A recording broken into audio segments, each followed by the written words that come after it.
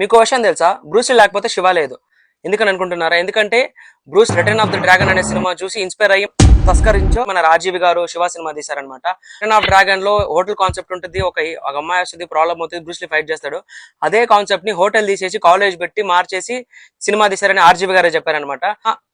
అప్పట్లో cult classic, ఒక revolution create చేసిన సినిమా అప్పట్లో. అంటే ఇలా కూడా సినిమా తీయచ్చా అని అందరు షాక్ చేసిన సినిమా అది. శివ అయితే ఎలా పవర్ఫుల్, ఆపోజిట్ ఉన్న భవాని కూడా అంతే పవర్ఫుల్. రఘువరన్ ఎంజాయ్ చేయడానికి కూడా వెళ్తాను, ఎందుకంటే ఆయన డైలాగ్ డెలివరీ అయితే ఒక సెపరేట్ ఫ్యాన్ బేస్ ఉంది. రామ్ గోపాల్ వర్మకి చాలా మంది చాలా మార్పులు చేర్పులు చేయమని చెప్పారు అన్నప్పుడు రామ్ గోపాల్ వర్మ ఎవరి మాట వినలేదు. ఇలా అనుకున్నాను, ఇలాగే తీస్తానని చెప్పి ఇలాగే తీశారు. చాలా మంది ఆ సినిమా ఫ్లాప్ అవుద్ది అనుకున్నారు, బట్ అందరూ మైండ్ బ్లాక్ చేసేలాగా అప్పట్లో చాలా పెద్ద హిట్ అయింది.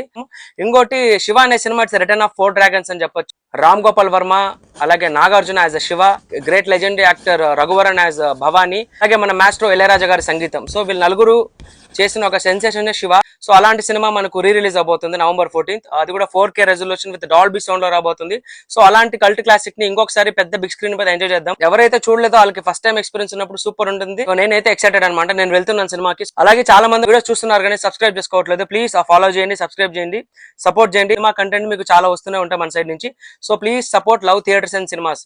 చలో బాయ్.